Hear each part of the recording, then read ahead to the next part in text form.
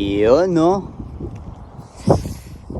Good morning, good afternoon, and good evening sa inyo mga par. Pupunta tayo ngayon ng church. At meron ako sa inyong i-share up thoughts. Share up thoughts natin yan par, yung alam nyo ba yung 888 rules of life mga par? Hindi nyo alam, i-share ko sa inyo yan. So yung 888 rules of life is yung 8 is it's a kind of time.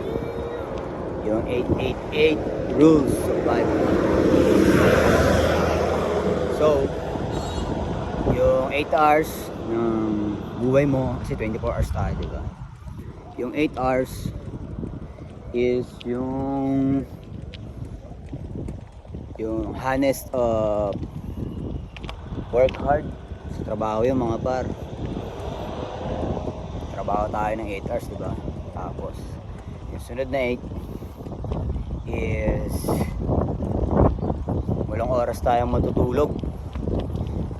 Siyempre 8 hours tayong tulog, di ba? Yun, para maging balance tayo. Tapos yung 8 hours na bagya, so hati mo yon sa tagti 3, so 9. Ikaw na lang bahala mag-budget ng ikaw na lang bahala mag-budget ng oras na yan sa natitirang 8. Yung 8F, 8H, and 8S. So ano nga ba yun? Ay no, yung 3F,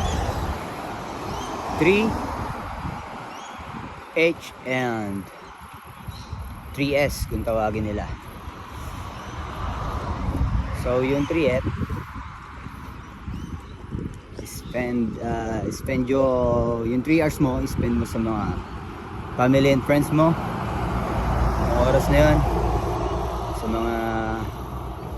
mga kamag-anak, etc. So yung isang 3 hours is spend mo naman sa health mo. Yan, mag-exercise ka, or kung anong trip mo, mag-jogging or everything. Then parang katulad nito, yan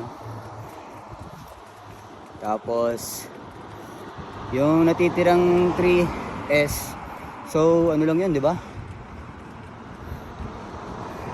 Matitira na lang ng 2 hours. So 2 hours na yun is, yung 3S na yun ay para sa soul. Pwede mong i-service sa church. So yun yung gagawin natin. Sisimba tayo para maging balanse yung buhay natin. So yun yung yun ang 888 rules of life. Wala lang, yun lang. Share of thoughts ko lang yan mga par. Kasi yan yung naging ko kahit nasa Pilipinas ako, yan yung naging batayan ko para maging balanse ang buhay. Yup, yan lang. 888 rules of life.